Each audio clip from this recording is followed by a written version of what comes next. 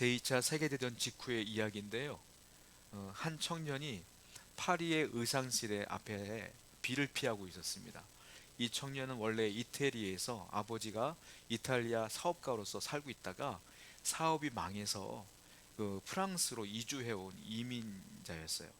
근데 이 사람이 그 비가 오다 보니까 이 사람이 이제 자기 그 처마 밑에서 비를 피하고 있었는데, 이 사람이 얼마나 가난하냐면 옷을 살 돈이 없어서 천을 사다가 자기가 옷을 만들어서 입었던 청년이에요. 그렇게 비가 이제 그칠 때쯤 되는데 의상실 문이 딱 열리면서 여자 손님 한 분이 나오시는 거예요. 나오다가 이 청년을 위아래로 쳐다봐요. 쳐다보더니 그 옷 어디 의상실에서 사신 거예요? 이렇게 물어본 거예요. 이 청년이 깜짝 놀라면서 이건 산 게 아니라 제가 만든 거예요, 이렇게 얘기했더니 이 여자가 그래요? 너무너무 훌륭하게 잘 만들었습니다. 당신은 참 옷 만드는 재주가 있군요, 이렇게 말을 했어요.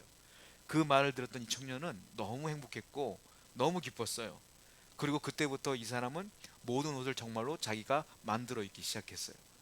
그리고 1950년도에 프랑스 변두리의 자그마한 의상실 하나를 이 사람이 만들게 됩니다. 그런데 소문이 나서 잘 돼요. 1974년도에는 미국 타임즈의 표지 모델로 이 사람이 쓰게 되죠. 이 사람은 너무 잘 되다 보니까 옷뿐만이 아니라 가방도 만들고요, 시계도 만들고요, 향수도 만들었어요. 이 사람 이름이 무엇인지 아십니까? 누군지 아세요? 피에르 가르댕이에요. 너무도 유명한 명품 디자이너 피에르 가르댕이 처음에는 그렇게 자기 옷을 만들어 입다가 칭찬 한마디에 그가 사업을 시작했던 거라는 거죠. 유명해지기 시작한 거죠. 여러분, 사람은 뭘 가지고 살까요? 의식주로 살죠. 무엇을 먹을까? 무엇을 입을까? 무엇을 마실까? 먹어야 사니까 의식주로 사는 것 같지만 사람은 사실 그렇지 않아요. 사람은 영혼이 있기 때문에 뭘로 사느냐? 말로 살아요. 말. 어떤 말을 듣고 사느냐? 여러분, 아이가 태어났을 때 부모가요, 그 아이들에 대해서 부정적인 말만 계속하면 그 아이 영혼은 죽어요. 살지만 사는 게 아니야. 근데 그 아이에게 늘 격려하고 좋은 말을 하면 그 아이는 행복해. 그리고 행복하게 살아. 사람은 결국은 먹고 마시는 걸로 사는 것 같지만 결국 영혼이 있기 때문에 어떤 말을 들으며 사느냐, 이게 중요하다는 거예요. 자, 성경 한번 보겠습니다. 신명기 8장 3절 하반절 한번 읽어보겠습니다. 시작. 사람이 또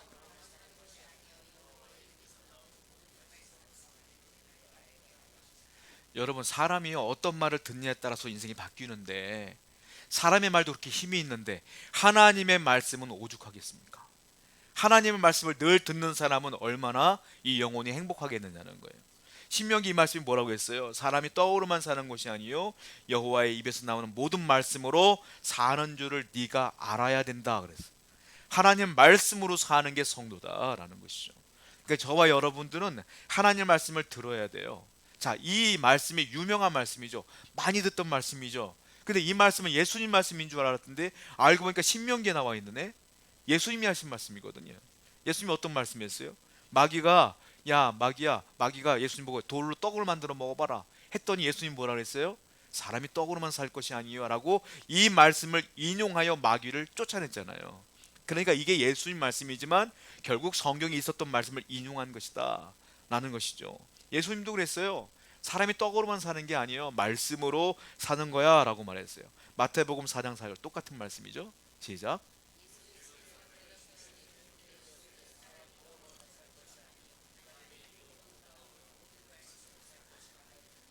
여기 보면 예수님이 말씀하시되 기록되었을 때, 기록되었을 때라고 쓰여 있으면 성경에 있는 말씀을 인용한 것이라고 보시면 돼요. 그러니까 예수님 말씀하시는데 꼭 앞에 인용할 때는 기록하였을 때 이렇게 써 있어요. 그거는 성경에 있는 말씀이다. 똑같은 말씀을 하셨다라는 거예요. 자, 오늘 신명기 말씀은 모세가 쓴 건데요. 모세가 광야 40년 생활 동안에 이제 생활을 마치고 마지막으로 이스라엘 사람들에게 한 말이 있는 거예요. 한마디로 유언과 같은 말씀이야. 이스라엘 사람들이 너희들이 가나안 땅에 들어갈 텐데 이에 들어가서는 이렇게 이렇게 살아야 된다라고 하는 유언의 말씀인데, 마지막 말이니까 모세가 얼마나 비장한 말로 얘기했겠냐는 거예요. 신명기는 한자어예요. 신명기. 신자가 무슨 신자냐면 거듭 신자야. 그러니까 신, 명, 기 무슨 뜻이냐면 하나님의 말씀을 거듭해서 쓰신, 다시 기록한 말씀이다라는 거예요.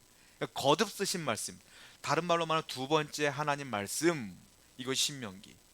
그러니까 거듭해서 강조하는 말씀이다, 중요한 말씀이다 라고 보시면 돼요. 이 말씀의 핵심은 뭐냐면 지금 우리가 읽은 말씀이에요. 사람은 뭘로 산다? 말씀으로 산다. 이게 신명기의 핵심이에요. 모세가 했던 말이에요. 사람은 너희들 가나안 땅에 들어가면 농사도 짓고 열매도 따먹으며 살겠지만 결국 사람은 뭘로 산다? 말씀으로 산다. 이 얘기를 지금 이스라엘 백성들에게 모세가 하고 있는 것이다 라는 거예요. 자, 하나님 말씀은 구약 성경을 보면 두 가지가 나와요. 두 부류가 나와요.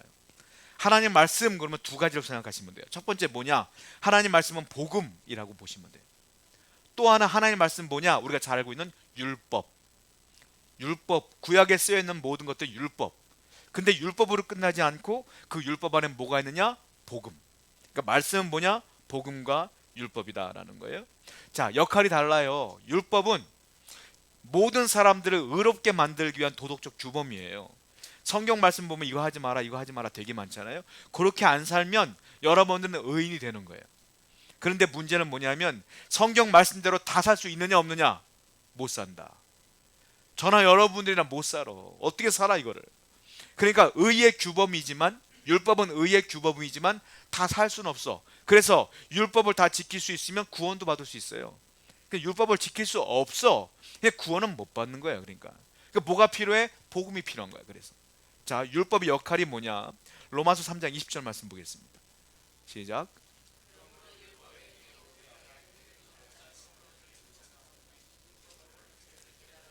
율법으로 구원을 얻을 수는 없어요. 의롭다 하심을 얻을 수는 없어요. 그러니까 율법의 역할은 뭐냐면 율법은 죄를 깨닫게 하느니라. 즉 이것이 죄인지 죄가 아닌지를 깨닫게 해주는 역할이 뭐냐? 율법이다. 하나님 말씀을 딱 봤을 때 내가 하는 행동들이 죄구나 라는 걸 알 수가 있잖아요. 그러니까 율법은 죄를 깨닫게 해주는 역할, 죄가 죄인지 아닌지를 알게 해주는 규범의 역할, 기준의 역할이다. 구원은 못한다라는 거예요. 그래서 모든 사람들은 의인이 될 수가 없는 거예요. 다 지옥 갈 수밖에 없잖아. 그래서 하나님께서 뭘 했어요? 예수님을 이 땅에 보내주신 거야. 그래서 예수님이 이 모든 걸 해결해 주시면서 예수를 믿으면 구원을 얻을 수가 있어. 이 사실이 우리에게 들려졌어. 이걸 뭐라고 말하냐? 복음. 복음을 뭐라고 말해요? 기쁜 소식. 영어로 good news. 좋은 소식. 야, 나는 죽을 수밖에 없는데 살 수 있는 방법이 있다네. 좋은 소식이잖아요. 그걸 복음이라고 그러는 거예요. 자, 성경을 볼까요? 로마서 6장 23절 시작.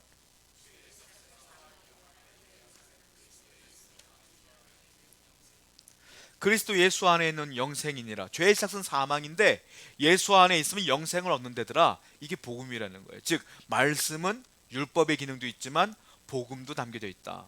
이게 하나님 말씀이다 라고 보시면 돼요. 구약 성경에 복음을 예표한 게 뭐냐면 희생제사, 그러니까 속죄제.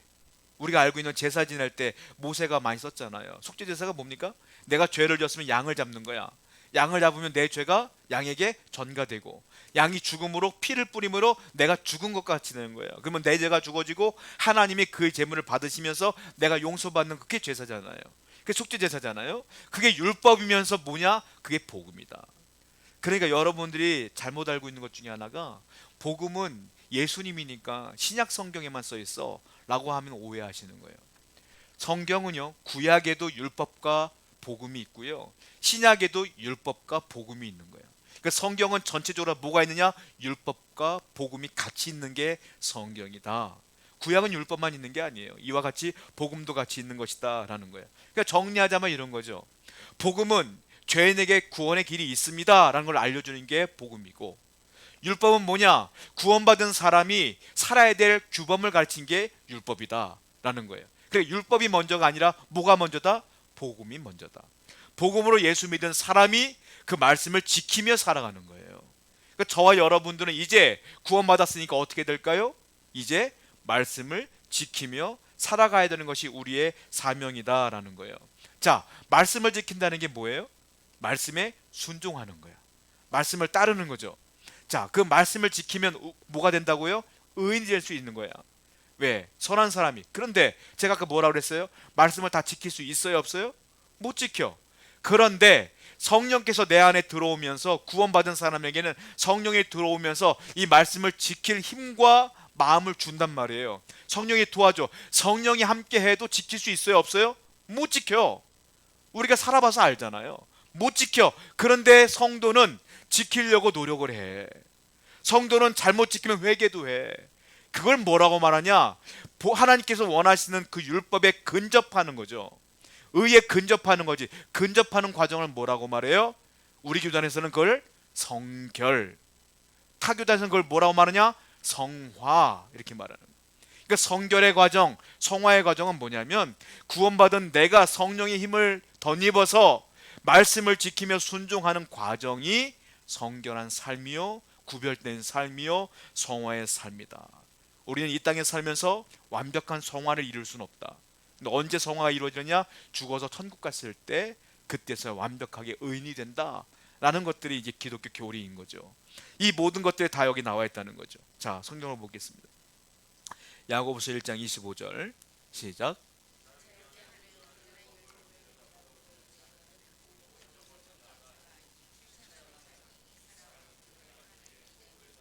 자, 율법을 들여다보고 잊어버리는 자는 말씀의 사람이 아니야. 어떻게 해요? 율법을 들여다보고 실천하는 사람이 말씀의 사람인데, 실천이 뭐냐? 순종한다는 거예요. 그럼 어떤 일이 벌어져요? 실천하는 사람은 그 행하는 일에 뭘 받는다? 복을 받는다. 여러분들이 복 받는 비결은 간단한 거예요. 뭐예요? 일단 예수 믿고 영혼의 구원을 받았어. 이게 복 받은 거지. 두 번째, 삶의 복을 받으면 어떻게 되느냐? 말씀을 들여다보고 행하면 돼. 순종하면 돼. 그럼 어떻게? 하나님이 복을 준다. 그러니까 정리하자면 이런 거예요. 자, 복음을 믿음으로 뭘 받아요? 구원을 얻어. 율법을 지킴으로 뭘 받아요? 축복을 받아. 그러니까 구원은 복음을 믿는 거고, 그러니까 축복을 받으려면 말씀을 지키는 거예요. 이 두 가지를 여러분들이 잘 병행하시면 영혼도 복을 받고 육신의 삶도 복을 받게 될 줄로 믿습니다. 그러니까 모세가 그들을 앉혀놓고 말씀을 지켜라 라고 말하는 이유는 너희들 가서 복 받아야지, 이 얘기예요. 쉽게 말하면. 자, 신명기 8장 2절 한번 읽어보겠습니다. 시작. 네 하나님 여호와께서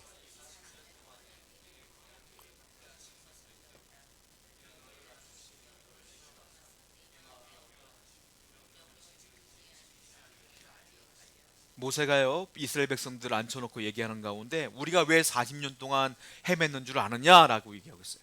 왜 이스라엘 사람들을 40년 동안 방황하게 했을까요? 여기 모세가 정답을 얘기하고 있다는 거죠. 뭐라고 했어요? 우리를 시험하사 네 마음이 어떤지를 시험하기 위해서 하나님은 40년 동안 방황하게 하신 것인데, 그 명령을 지키는지 지키지 않는지 알려고 하신 것이다.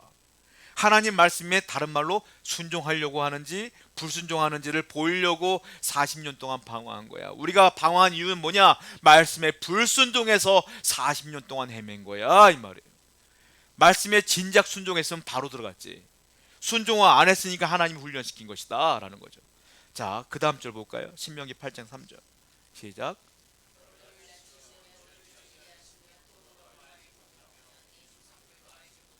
만나를 내게 먹이신 것은 사람이 떡으로만 사는 것이 아니라. 하나님은 40년 동안 이스라엘을 이끄는데 모든 게 말씀에 순종하느냐 순종하지 않느냐는 테스트였어요. 심지어 요 장면은 뭐냐면 만나를 주는 장면이야. 하나님이 만나를 주면서 뭐라고 그랬어요? 하루에 1오멜만 가져가라 그랬어요. 근데 어떤 사람들은 하루에 1오멜이 아니라 더 많이 가져갔을 거야. 분명히 만나가 많으니까 어떤 사람 10개 뭐 20개 다 가져갔을 거야.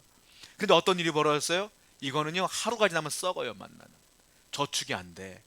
그러니까 이 사람 순종하지 않은 사람들은 괜히 욕심 부렸다가 쓰레기만 치우는 거야. 자, 또 하나님 뭐라 그랬어요? 6일째 되는 날은 뭐라 그랬어요? 6일째 되는 날은 2배를 거둬라 그랬어요. 그런데 어떤 사람은 6일째 되는 2배를 거뒀지만 어떤 사람은 7일째 되는 안식일을 하기 때문에 만나가 안 내려. 그런데 7일째 되는 날도 나간 사람도 있었을 거란 말이에요. 그러니까 순종한 사람은 매일매일 하나씩, 그리고 6일째 되는 2개씩 거뒀단 말이에요. 그런데 순종하지 않은 사람은 맨날 많이 걷는다고 10개씩 걷다가 다 쓰레기 버려버리고 마지막 6일째 7일째도 나갔다가 헛땅 쳐버리고, 이런 일이 비일비재했어요. 자, 만나를 주는 것도 뭐냐? 순종하느냐 순종하지 않느냐. 순종한 사람은 아무 문제 없이 편하게 살아. 순종하지 않은 사람은 맨날 쓰레기 치워야 되고 썩은 내를 맡아야 되고 괜히 고생했는데 헛되이 고생만 하게 되고 이런 일이 벌어지는 거예요. 아주 간단한 원리예요. 순종하면 하나님이 주시는 복을 다 받아. 불순종하면 고생해. 이게 신명기 광야 40년 동안 주시는 복이었다라는 거예요. 군대 다녀오신 남자분들은 다 알아요. 여러분들 군대 처음 가면요, 맨 처음에 총을 주는 게 아니에요. 군대 처음 가면 뭐 하는지 아세요? 제식 훈련 받아요. 제식 훈련이 뭐냐면 맨손으로 앞으로 가, 뭐 우로 가, 뭐 좌로 가, 뒤로 돌아가 이런 거 하거든요. 오화열이 딱 맞아야 돼. 근데 재밌는 게 뭐냐면 똑같은 비슷한 또래 친구들이 군대를 가서 앞으로 가 다 배워서 가잖아요. 저는 교련 시간이 있었기 때문에 고등학교 때 교련 때 다 배웠거든. 군대 가면 쉽잖아. 앞으로 나라니 뭐 좌양자 우양우 다 하잖아요.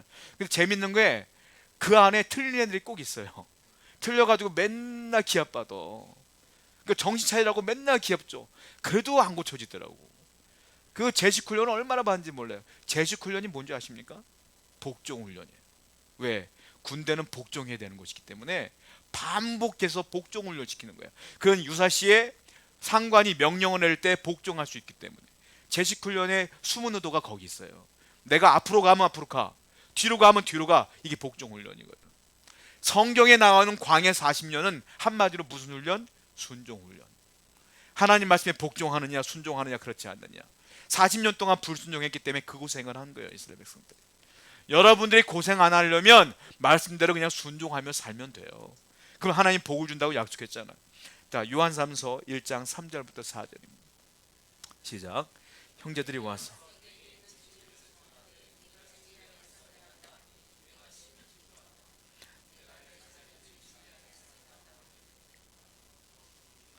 사도 요한, 그 예수님의 제자 가운데 요한이 있었죠. 그 사도 요한이 나이를 많이 먹은 뒤에 가이오라고 하는 사람에게 편지를 보낸 게 요한삼서입니다.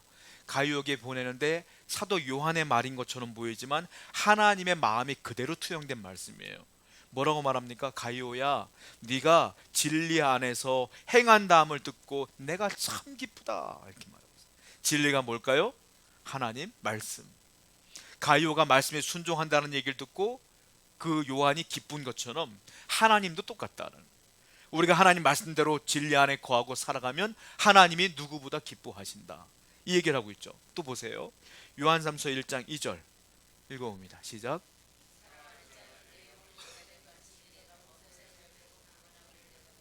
이것도 역시 사도 요한이 가이오에게 하는 말이에요. 사랑하는 자요, 네 영혼이 잘된 같이. 왜 영혼이 잘 될까요? 말씀 가운데 순종하니까 영혼이 잘 되는 거야. 네가 영혼이 잘된 같이 네가 범사가 잘 되고 강건하기를 내가 간구한다. 사도 요한이 축복 기도하는 기도문이지만 이 축복의 원리는 하나님께서 말씀하신 원리가 똑같은 거야. 무슨 말이에요? 말씀에 순종하는 사람이 영혼이 잘 돼. 영혼이 잘 되면 하나님이 가만 놔두질 않아요. 어떻게 해요? 강건하고 복되게 하고 형통함을 주신다. 이 얘기를 지금 똑같이 하고 있다는 거예요. 여러분들이 복을 받으려면 단순하다니까요. 예수 믿고 말씀대로 사는 거야. 이게 우리의 사명이야. 끝까지 이렇게 살면 하나님이 여러분과 함께 한다는 사실을 분명히 인지하시고 믿으시기 바랍니다. 구체적으로 어떤 복을 받겠어요? 첫 번째, 하나님 무슨 복을 약속했냐면 어떠한 상황에도 말씀에 순종하는 사람에게는 평안을 주겠다 그랬어요. 평안을. 예수 믿든지 안 믿든지 다 고난이 있어. 어려움이 있어. 절망감이 드는 상황이 있어. 근데 예수 믿는다고 해서 분명히 어려운데 늘 기쁠 수 있어요? 여러분 슬픈 일 있을 때 눈물 안 나요? 다 눈물 나고 슬픈 일 있고 괴롭지. 근데 예수 믿는 사람들에게 주는 평안이 어떤 평안이냐면 하나도 우리는 늘 해피한 게 아니라 절망감이 있지만 어려움이 있지만 다른 사람들보다 빨리 평안이 온다는 거예요. 이게 무슨 말이냐면 여러분들 그 옹달샘 있지 않습니까? 옹달샘. 물에 옹달샘이 밑에서부터 올라온단 말이에요. 깨끗한 물이. 근데 우리가 물에 들어가고 나무가지로 막 휘저으면 그 시냇물이 어떻게 돼요? 더러워지죠. 진흙물 때문에 막 뿌얘지잖아요.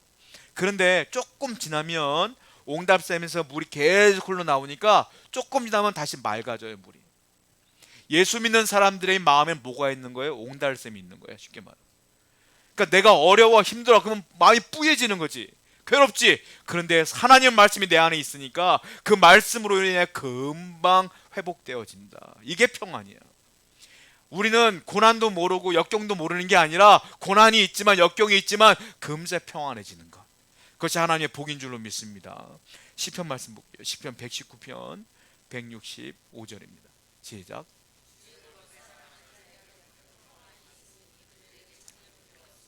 장애물이 없다는 말이 뭐냐면 아예 장애물이 없다는 게 아니라 장애물이 있어도 장애물처럼 안 느껴진다는 거예요.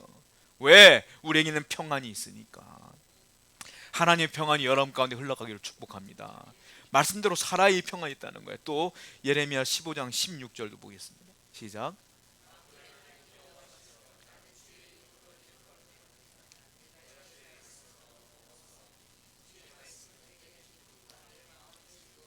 내가 주의 말씀을 얻어 먹었다 그랬어요. 섭취했다는 거예요. 말씀을 내가 섭취했더니 어떤 일이 벌어졌어요? 내게 기쁨과 내 마음에 즐거움이 생겼더라 이 말이에요. 하나님 말씀이 내 안에 들어와야 기쁨과 즐거움이 회복되는 거예요. 세상 사람들 아무리 명예가 있고 돈이 있어도요, 권력이 있어도요, 이 안에 하나님 말씀이 없는 사람들은 늘 불안한 거예요. 늘 공허한 거야. 성공을 해도 공허해. 왜 유명한 사람들이 스스로 목숨을 끊고 왜 그런 일이 벌어질까요? 공허하니까 그런 거예요.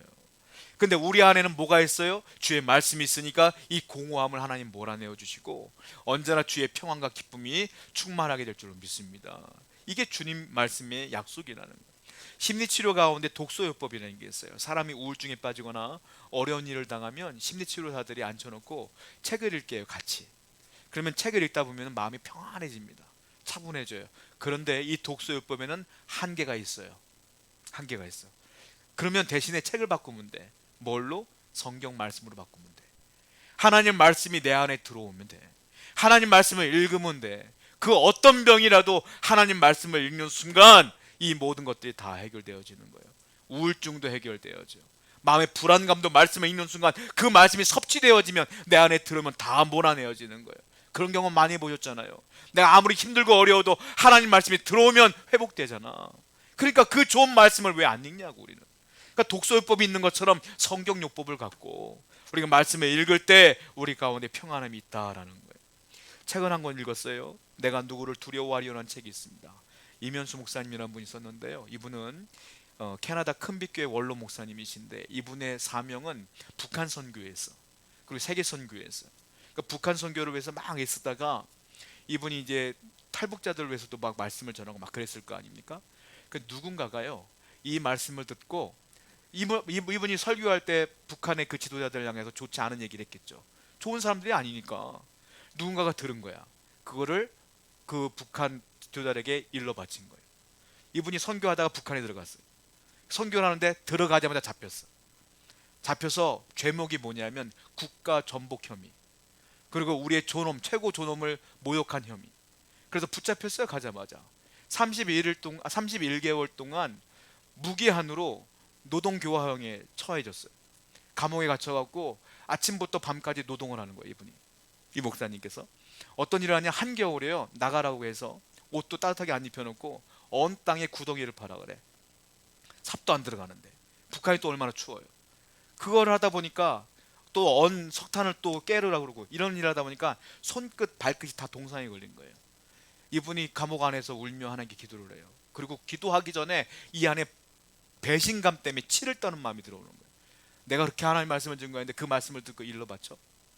그리고 하나님, 내가 이렇게 말씀을 증거하는데 이런 일이 벌어집니까? 원망, 불평 막 쏟아져 오는 거예요. 분노가 쏟아져 오는 거예요.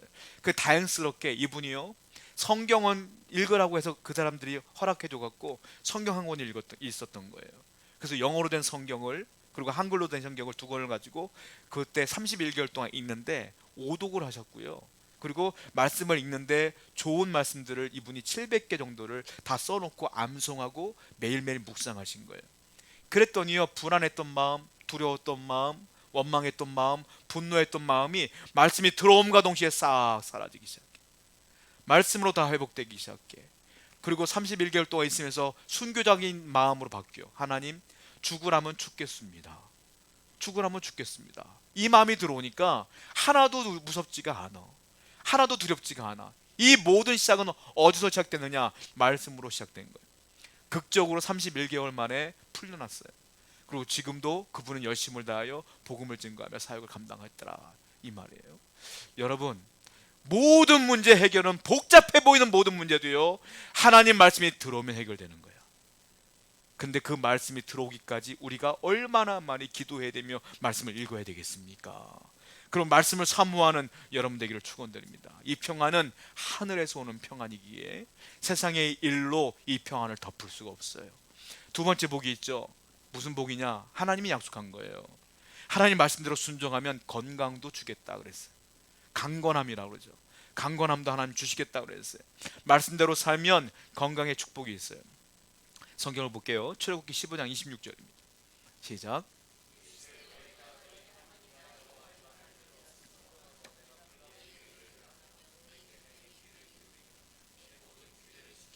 내가 애굽 사람에게 내면 모든 질병 중 하나도 너에게 내리지 아니하리니. 말씀대로 살면 질병도 안 준대. 하나님 뭐라 그랬어요? 그 말씀대로 순종하는 자에게는 어떤 하나님? 치료하는 하나님. 내가 다 치료해 주겠노라 라고 말씀하시는 거예요. 또 성경 볼까요? 잠언 17장 22절 시작.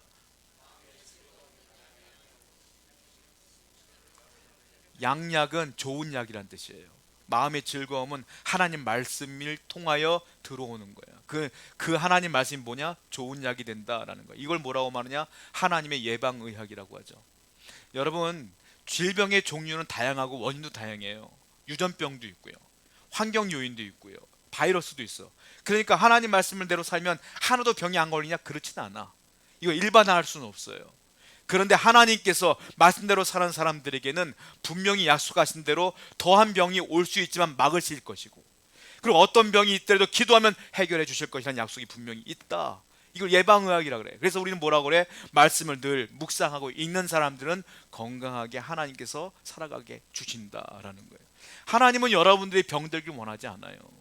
여러분들이 건강하며 하나님을 축복하며 여러분들 말씀대로 살기를 원하시는 분이 하나님이라는 거예요. 이런 얘기들을 많이 들었어요. 코로나 블루라고 해서 많은 분들이 우울증에 걸리고 어려운 일이 겪었잖아요. 근데 해결책을 어떻게 했느냐? 많은 목사님들이 성경을 읽으세요, 성경을 읽으세요 얘기했더니 정말로 많은 분들이 성경 필사를 하신 분들이 많대요. 근데 그런 분들이 성경 말씀을 읽으면서 필사를 하면서 마음이 회복된 경험들을 많이 간증하는 걸 들은 적이 있어요.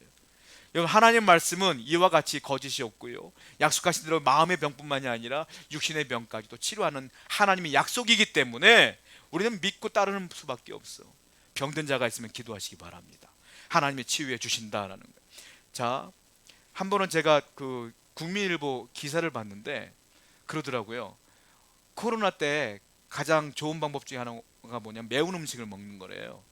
매운 음식을 먹으면 이게 막 좋은 것들이 막 나와서 그 병균들을, 바이러스를 몰아낸다는 얘기 들어보셨죠? 전 뉴스를 기사를 통해서 봤거든요. 근데 저는 그 기사를 보면서 그런 생각 해봤어요. 아무리 매운 음식을 먹으면, 전 매운 음식을 먹으면 속이 안 좋거든, 쓰리거든. 야, 매운 음식을 먹으면 위는 어떡할 건가? 이 생각이 들더라고요. 세상의 방법은 다 부작용이 있어. 하나님의 말씀은 부작용이 없어. 하나님 말씀을 읽으면 약속대로 반드시 여러분들에게 복이 임할 줄로 믿습니다. 세 번째 복을 하나님 뭐라 그랬느냐? 영혼의 복뿐만이 아니라 형통함을 준다고 약속했어요. 여러분 인생 가운데 형통함이 있다라는 거예요. 사람들이 그래요. 야, 예수 믿으면 밥이 나오냐 돈이 나오냐 이렇게 말하죠. 예수 믿으면요 밥이 나오냐 돈이 나오냐? 아니요, 예수 믿으면요 영생이 나와요. 영생, 영혼의 복이 나와. 그런데 그것이 끝나지 않아. 진짜 밥이 나오고 돈이 나와. 왜? 하나님이 형통을 준다고 약속했으니까. 성경을 보겠습니다. 신명기 8장 1절 시작.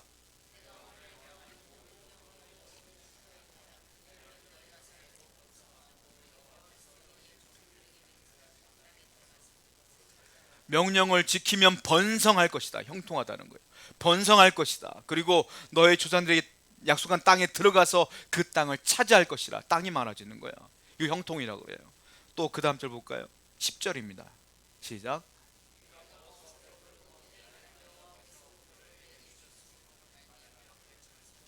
하나님이 옥토도 준대. 형통한다는 거예요. 여러분, 저는 성경을 읽을 때 좀 고민됐던, 어린 시절에 고민했던 부분 중에 하나가 뭐냐면, 하나님이 가나안 땅을 준대요. 이스라엘 백성들에게 아브라함에게 약속했고, 그리고 이스라엘 사람들이 가나안 땅으로 들어가는 건데, 가만 생각해봐. 저는 이제 그 당시 학생 때 가나안 땅이 어디예요? 이스라엘 땅이잖아요. 지금 이스라엘 땅이 지금 어느 곳이에요? 광야야. 사막 기후란 말이에요. 사막이 좋은 땅인가요? 아무리 봐도 난 사막이 옥토가 아니거든. 근데 하나님이 젖과 꿀이 흐르는 땅이래. 그 사막 땅으로 인도하는 거야. 그러니까 그 성경을 볼 때마다, 아니 이게 왜 옥토가 되고 이게 젖과 꿀이 흐르는 땅이야? 우리나라 땅이 훨씬 좋은데, 우리나라 농사도 잘 될 텐데 왜 이 땅이 옥토야? 라고 생각했는데, 나중에 제가 공부하면서 성경을 통해서 묵상하면서 깨달은 것 중에 하나가 뭐냐면, 하나님은 눈에 보이는 그 광야를 좋은 땅이라고 말한 게 아니라, 너희가 내 말씀대로 순종하고 복종하며 나를 의지하며 말씀대로 살면 그 좋지 않은 척박한 땅도 내가 옥토로 바꾸어 줄게, 이 말이에요. 겉모습이 아니라 하나님 말씀대로 살면 뭐를 심어도 잘 되게 해줄게, 이 말이에요. 그걸 뭐라고 말해? 형통함이야, 형통함. 여러분들이 하나님 말씀대로 살면 여러분들의 환경이 중요한 것이 아니라 그 환경을 바꿔주겠다는 뜻이라는 거예요. 그것이 옥토가 되고 그것이 젖과 끓이는 땅이 된다는 거예요. 자, 시편 말씀 볼까요? 시편 1편 2절부터 3절입니다. 시작.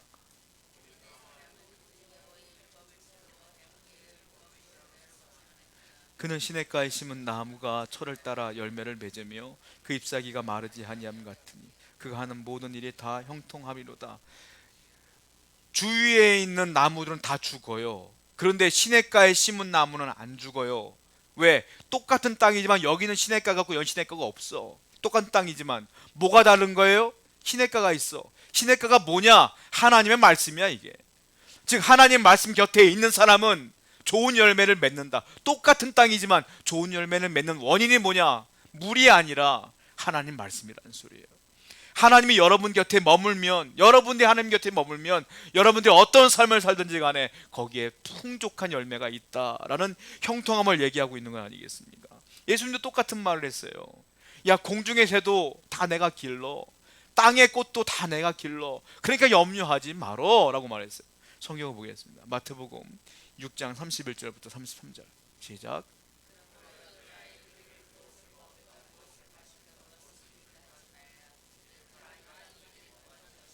너희는 하나님께서 이 모든 것이 너에게 있어야 할 줄을 아시느니라. 그러니 너희는 먼저 그의 나라와 그의 의를 구하라. 그러면 이 모든 것을, 너희가 할 일은 딱 하나라는 거예요. 뭐예요? 너희는 먼저 그의 나라와 그의 의만 구하면 돼 그랬어요. 그의 나라는 뭐예요? 제가 몇 번 설명드렸잖아요. 하나님의 통치하는 땅, 네가 하나님이 인생 가운데 하나님이 통치하게끔 기도해라. 또 하나, 그의 의를 구하라. 의가 뭐예요? 하나님 말씀이에요. 하나님 말씀대로 살아라. 그러면 이 모든 것을 어떻게 한다? 더한다. 형통.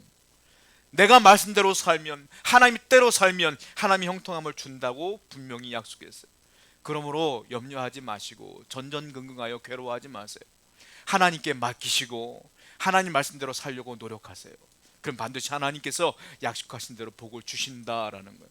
국민일보의 사설을 제가 읽은 적이 있는데요. 남미 과테말라의 작은 도시 알모롱과라고 하는 도시에 대한 이름인데, 인구가 한 2만 명 정도 되는 곳이에요. 거기에는 악명 높은 조직들이 많아. 마약 사범들도 많고요. 알코올 중독자들, 거의 다 그 마을 사람들이 다 알코올 중독에 시달리고 있어서 2만 명밖에 안 되는데요. 그 지역에 교도소가 몇 개가 있어요. 왜? 범죄가 너무 많으니까. 그 알모롱과 땅은 그래서 범죄 도시라고 소문난 곳이에요. 그런데 거기에 사명자 한 명이 등장을 합니다. 한 분이 예수 그리스도를 믿었던 한 분이 목사가 되었고, 그 목사님이 이 땅을 변화시키기 위해 목숨을 걸고 사역하기 시작해요. 마리아노 목사님이라는 분인데요. 이분은 알모론과 갈보리교회 담임 목사님이세요. 선교의 마음을 갖고 열심을 다하여 그 범죄 조직을 없애기 위해서 기도하며 하나님 말씀을 전하며 복음을 전하기 시작하고 교회를 세우기 시작하는 거예요. 그런데 놀라운 일이 벌어졌어요. 30년 만에, 그분의 사역 30년 만에 98%가 다 기독교인으로 바뀌었어, 그 땅이. 그래서 어떤 일이 벌어지냐면 범죄율이 뚝 떨어져 버렸어. 마약 사범들이 없어지고요, 알코올 중독자가 없어, 다 끊어버린 거야. 교도소가 더 이상 필요가 없어졌어. 그래서 어떻게 하느냐, 그 빈 교도소를 결혼식장으로 사용하고 잔치할 때, 파티할 때 쓰는 파티 장소로 사용하게 됐다. 그랬더니 그 사업장을 잃어버렸던 마약 사범들 있지 않습니까? 그 조직들이 이 마리아노 목사님을 암살하려고 해요.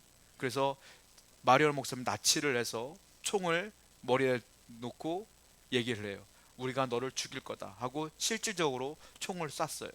쐈는데 딸그락 딸그락 소리만 나고 총알이 안 날라가. 한 번 더 쐈어요. 딸그락 그리고 총알이 안 날라가. 그때 이 범죄자들의 마음 가운데 하나님이 두려움을 준 거예요. 확 줬어. 갑자기 이 목사님이 두렵기 시작해.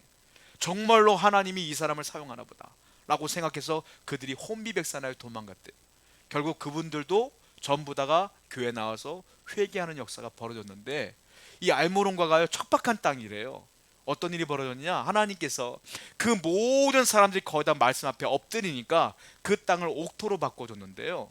과테말라에서 제일 유명한 야채는 이 알모론과 야채래. 왜? 거대 야채가 많이 나오는데요. 거기는 일반적인 야채가 아니라 2배, 3배가 되는 거대한 야채들이 많아서 남미 전역으로 수출된다고 합니다. 이건 실질적으로 있었던 사건이에요. 구밀부에 실려있던 사건이에요.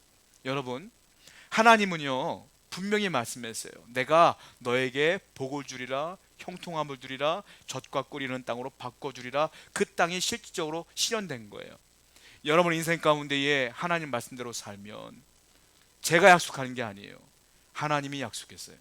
반드시 형통함을 주실 줄로 믿습니다. 오늘도 말씀대로 살아가는 여러분 되길 축원드립니다. 기도하겠습니다.